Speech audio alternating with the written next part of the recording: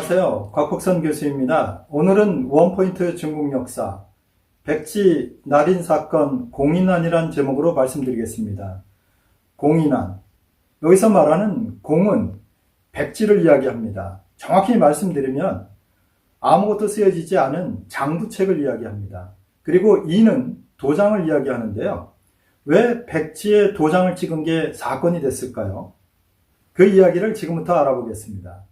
중국 역사에서 참혹한 일이 많이 벌어졌던 왕조, 그러면 명왕조를 들 수 있는데요. 특히 명왕조를 세웠던 주원장 시대에 그러한 일들이 많았습니다. 주원장은 본인이 집권하고 나서 본인의 집권을 도와줬던 공신 세력들을 상당히 많이 제거했습니다. 호유용이라든가 이선장 같은 사람들을 무위모반, 즉 반역죄를 씌워서 죽였던 경우가 굉장히 많습니다. 그러한 사건마다 수만 명씩 죽었는데요. 오늘 제가 말씀드리는 공인난도 속설에는 수만 명이 죽었다는 이야기가 있습니다. 그러나 제가 보기에는 수만 명까지는 죽지 않았지만 적어도 수백 명이 죽었습니다.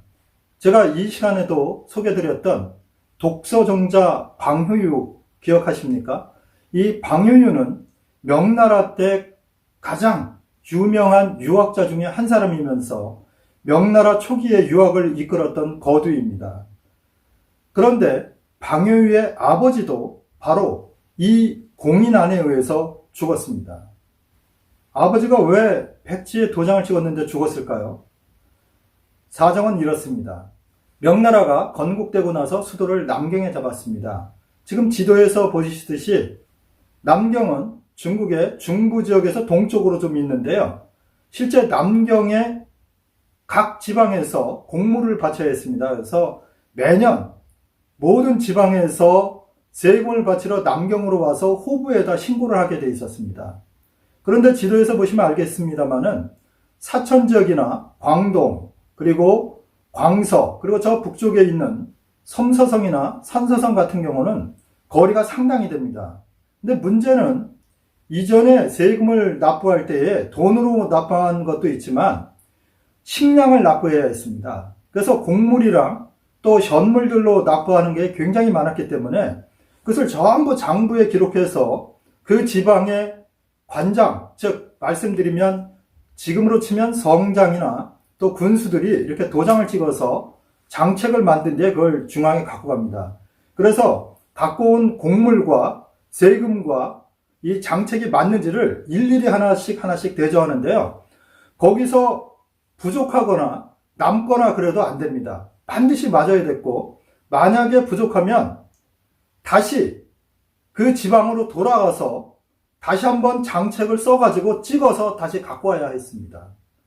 근데 생각해 보세요.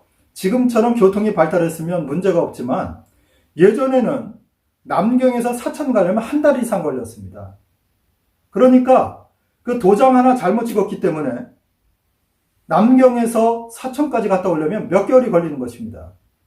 그리고 돌아와서 다시 그 식량과 함께 이걸 대조해 보면 맞을 리가 없죠. 왜냐하면 현물을 갖고 오게 되면요, 아무래도 손실이 생깁니다. 그래서 그 손실분을 계산해 줘야 되는데 그런 계산 없이 반드시 맞춰라, 이게 주원장의 명령이었습니다. 근데 관료들도 꾀를 낸 거죠. 이거 도저히 안 되겠다. 그래가지고 윗사람들이 백지에 도장만 찍어줍니다. 그러면 관원들이 곡물을 갖고 가서 남경에서 호부 앞에서 그걸 셉니다. 세고 나서 그 자리에서 그걸 적습니다. 그럼 문제가 없겠죠. 가지고 온 곡물의 수량과 여기에 적는 수량이 정확할 거 아닙니까? 거기서 세서 바로 그 자리에 적으니까요. 그런데 그것을 누군가가 주원장에게 고발을 했습니다. 폐하, 지금 이 관원들이 자기들끼리 서로 짜고 이런 짓을 저지르고 있습니다. 그러니까 주원장이 노발대발을 했습니다. 아니, 그 지역에서 갖고 오는 곡물을 정확히 계산해서 갖고 오라는데 그걸 속이고 있느냐? 이놈들이 나를 속이는구나, 이렇게 생각한 것입니다. 그리고 주원장은 원래 의심이 많았기 때문에 이 관원들끼리 서로 속말로 짜웅을 해서 이게 부패하고 있는 게 아니냐, 서로 간에 헤쳐먹고 있는 거 아니냐, 이런 생각을 가졌던 것이고요. 두 번째는 이것을 통해서 주원장에게 반기를 드는 세력들에게 뭔가 도움을 주는 게 아닐까, 이런 의심을 했던 것입니다. 그래서 주 원장이 명령을 내렸습니다. 지금 장책에 숫자를 적지 않고 도장만 찍어온 놈들을 전부 다 수색해서 전부 처형해라, 이렇게 명령을 내렸습니다. 그러니까 마른 하늘의 날벼락이죠. 다른 지방에서 아무 생각 없이 빈 장부책을 갖고 왔던 관료들이 다 잡혀서 책임자는 그 자리에서 처형됐고요. 따라왔던 수십 명의 관원들은 어떻게 됐을까요? 변방에 군대에 끌려갔습니다. 그 군대 말이 좋아서 군대죠. 거의 노비로 끌려간 것입니다. 이게 말이 됩니까? 세금을 바치러 왔는데 그 숫자가 안 맞으면 다시 그 도장을 찍으러 몇 개월씩 걸려서 갔다가 와야 되는 그 번거로움을 없애기 위해서 빈 장부책에 도장만 찍어서 갖고 와서 숫자를 센 뒤에 거기에 적었던 게 사실 관원들 입장에서는 잘못일 리가 없죠. 그런데 이러한 제도는 사실은 명나라 전에 원나라 때부터 시작됐습니다. 그런데 주 원장은 원나라, 그 원 소리만 들어도 이를 부득부득 갈던 사람이었기 때문에 밑에 사람이 이게 원나라부터 됐던 제도입니다. 그러니까 폐하 살펴주십시오, 이렇게 이야기한 사람까지 처형했습니다. 그 중에 한 사람이 바로 방효유의 아버지입니다. 실제로 이 공인한 때문에, 즉 장부책에 아무것도 쓰지 않고 도장을 찍었던 사건 때문에 죽은 사람은 적어도 수백 명이 됩니다. 소설 속에서는 수만 명이 죽었다고 그러는데요. 그렇게까지는 되지 않았던 것 같습니다. 그러면 그 이후에는 어떻게 됐을까요? 그 이후에 황제들도 똑같았습니다. 앞에 선 황제가 그런 제도를 만들고 그런 조치를 했기 때문에 후대의 황제들 그걸 고치지 못했습니다. 그래서 지방 관원들은 매 가을에 세금을 바칠 때마다 벌벌 떨어야 했습니다. 이게 숫자가 안 맞으면 그것 때문에 벌을 받아야 되고, 숫자가 안 맞는다고 해서 그걸 맞추려고 장부책만 들고 와서 기록하면 그거 자체로 처형당하고, 그리고 부하들은 다 변방으로 끌려가야 되는 이런 일들이 벌어지니까 이거는 진짜 못할 일이었죠. 그런데 명왕조가 멸망할 때까지 그 제도는 계속됐습니다.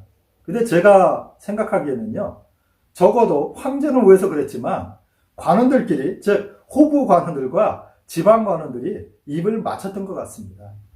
그거는 불가능한 일입니다. 왜냐면 사천에서 현물을 갖고 오면요, 1개월 이상을 걸려서 오기 때문에 이 현물들이 중간에 손실되는 건 당연합니다. 그렇기 때문에 장책에 기록한 것과 현물이 맞을 수가 없습니다. 그래서 나중에는 어떻게 하냐면 이 지방 관료들이 꾀를 냅니다. 그래서 훨씬 더 많은 수량을 갖고 갑니다. 그러면 이게 이제 조금씩 손실이 되겠죠. 그리고 호부에 갔을 때 미리 자기들이 세어봅니다. 세어보고 이걸 마친 뒤에 남은 거는 이제 뒤로 빼죠. 빼고 그건 자기네들이 입마이 포켓하고 호부랑 맞춰보면 정확히 맞게, 이렇게 됐습니다. 그래서 오히려 부패를 더 조장하는 이런 일이 벌어졌습니다. 이 중국 역사에서 일어났던 아주 독특한 사건이었는데요. 백지 날인 사건. 사실 관료들에게 죄가 있었던 게 아니라 국가를 통치하는 주원장의 입장에서 관료들을 통제하기 위해서 그러한 사건을 만들어냈던 것입니다.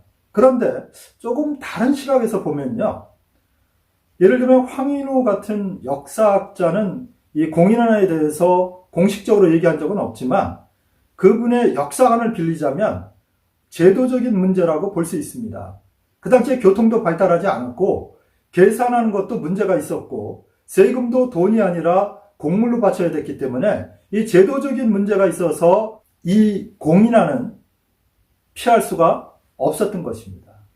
어쨌건 명나라 시대의 관료들은 상당히 불행했습니다. 황제들이 그 숫자를 정확히 맞추도록 요구했기 때문에 상당한 사람들이 그러한 일로 인해서 죽거나 귀양을 가는 이런 일들이 계속 벌어졌습니다. 오늘은 중국 역사에서 나타났던, 우리로서는 생각할 수도 없었던 백지 날인 사건에 대해서 말씀드렸습니다. 다음번에는 좀 더 재미있고 유익한 이야기로 찾아뵙겠습니다. 시청해 주셔서 감사합니다.